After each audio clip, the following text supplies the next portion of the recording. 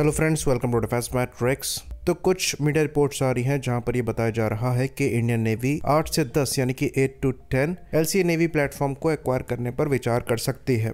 तो इस न्यूज़ को लेकर इंडियन नेवी के रिटायर्ड एडमिरल अरुण प्रकाश द्वारा भी ये कहा गया कि ये एक अच्छा आइडिया हो सकता है। कैरियर बॉन्ड तेजस जो है ये फ्लीट एयर डिफेंस का रोल परफॉर्म कर सकते हैं और टीडीबीएफ के लिए वैल्यूएबल डेटा को जमा कर सकते हैं। पर वो यहाँ पर थोड़े स्केप्टिक भी लगे। उनके द्वारा ये कहा गया कि एयरफोर्स के जैसे ऑर्डर्स हैं वो एचएएल पूरा करने में स्ट्रगल कर रहा है, तो क्या इंडियन नेवी के ऑर्डर्स को ये पूरा कर पाएंगे। खैर, ये एयरफोर्स के तेजस का जो मुद्दा है ये चीज़ हम जानते हैं कि ये अमेरिकन इंजन से रिलेटेड है और मोस्ट लाइकली अमेरिकन इंजन का जो इशू है वो नवंबर से सॉर्ट हो जाएगा। तो ये कोई ऐसा इशू नहीं है जो कि लंबा खींचने वाला है और इस टेम्पररी इशू को बेस बनाकर ये आर्ग्यूमेंट नहीं रखा जा सकता कि इंडियन नेवी को नेवल एलसीए कंसीडर नहीं करने चाहिए। खैर, हमारा डिस्कशन का मुद्दा वो नहीं है। हम यहाँ पर ये डिस्कस करने वाले हैं कि इंडियन नेवी को इस मामले में आगे क्यों बढ़ना चाहिए। तो एलसीए नेवी अपने कैरियर ऑपरेशंस को परफॉर्म करने की कैपेबिलिटी को प्रूव कर चुका है और इसके द्वारा एनएस विक्रमादित्य और एनएस विक्रांत दोनों पे लैंडिंग और टेक ऑफ परफॉर्म किए जा चुके हैं। यहाँ तक कि थोड़ी बहुत मेंटेनेंस भी ऑनबोर्ड कैरियर के यहाँ पर परफॉर्म करी गई है। बाकी एलसीए नेवी का जो डायमेंशन है उस लिहाज से भी जो कैरियर मूवमेंट है ये कोई इशू नहीं है, तो ये बड़ी आसानी से कैरियर ऑपरेशंस को परफॉर्म कर सकता है। तो फिर इंडियन नेवी इन्हें बड़े नंबर्स में क्यों नहीं ले रही है? इसके पीछे बड़ा रीज़न है कि इंडियन नेवी की रिक्वायरमेंट ट्विन इंजन प्लेटफॉर्म की है।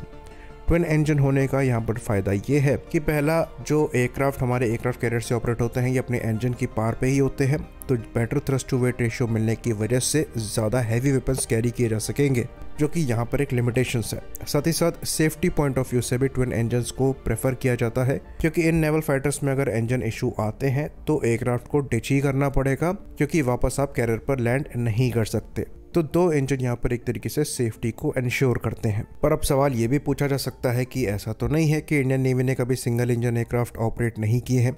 इवन जो सी हैरियर्स थे ये भी सिंगल इंजन एयरक्राफ्ट थे और इंडियन नेवी द्वारा वो प्लेटफॉर्म दशकों तक इस्तेमाल किए गए हैं। तो सी हैरियर के साथ भी कैपेबिलिटी लिमिटेशंस थी और ऑप्शंस कोई और नहीं थे, तो इंडियन नेवी द्वारा वो प्लेटफॉर्म यूज़ किए गए। आज इंडियन नेवी के पास चॉइस है, तो इंडियन नेवी मीडियम कैटेगरी के फाइटर प्लेटफॉर्म्स को प्रेफर कर रही है, तो इसमें कोई बुराई नहीं है। पर ये जो एलसीए नेवी है ये भी कैपेबल प्लेटफॉर्म है और जैसा कि एडमिरल अरुण प्रकाश द्वारा मेंशन किया गया है ये फ्लीट डिफेंस का काम कर सकता है, जिसके अंतर्गत ये एयर थ्रेट के अगेंस्ट में कारगर साबित हो सकता है और कुछ एंटीशिप रोल्स भी परफॉर्म कर सकता है। तो फ्यूचर के लिए हम हल्की एंटीशिप मिसाइल्स को डेवलप कर ही रहे हैं जो कि इनसे लग सकती हैं, तो ये डिसेंट फायर पावर प्रोवाइड करा सकते हैं।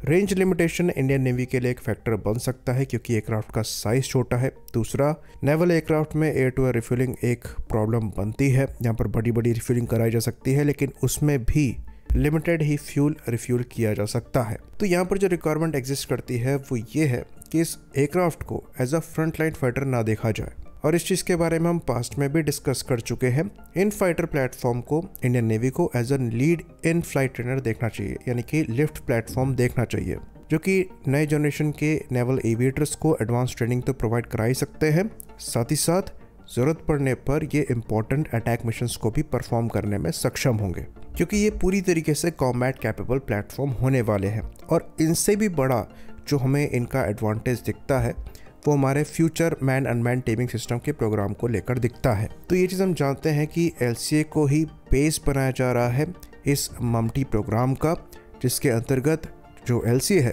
ये एज अ मदरशिप एक्ट करेगा, जिनसे मल्टीपल यूएवीज को कंट्रोल किया जाएगा। और इंडियन नेवी इन यूएवीज को लेकर काफ़ी ज़्यादा सीरियस भी है।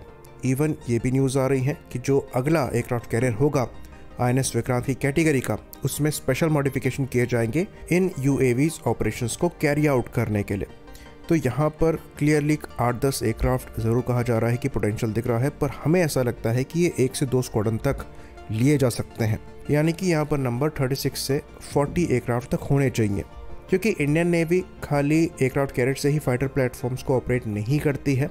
इंडियन नेवी के शोर बेस्ड बेसिस भी हैं जहाँ से ये एयरक्राफ्ट ऑपरेट हो सकते हैं, जो कि इंडिया के फ्यूचर नेवल एविएटर्स को एडवांस ट्रेनिंग तो प्रोवाइड कराएंगे ही, साथ ही साथ कोस्टल डिफेंस के लिए भी इस्तेमाल किए जा सकते हैं, क्योंकि ये एडवांस वेपनरी से भी लैस है, एडवांस टेक्नोलॉजी से भी लैस है, साथ ही साथ जैसा कि हमने बताया, इनके साथ मैन अनमैन टीमिंग सिस्टम के ऑपरेशंस को परफॉर्म करने की भी तैयारी चल रही है। तो इनको परचेस करना नेवी के लिए एक्चुअली फ्यूचर प्रूफिंग होगी। आई होप इन्फॉर्मेशन यहाँ पर क्लियर रही हो। इसी बात पर इस वीडियो को हम ख़त्म करेंगे। लाइक करिए, सब्सक्राइब करिए। जय हिंद।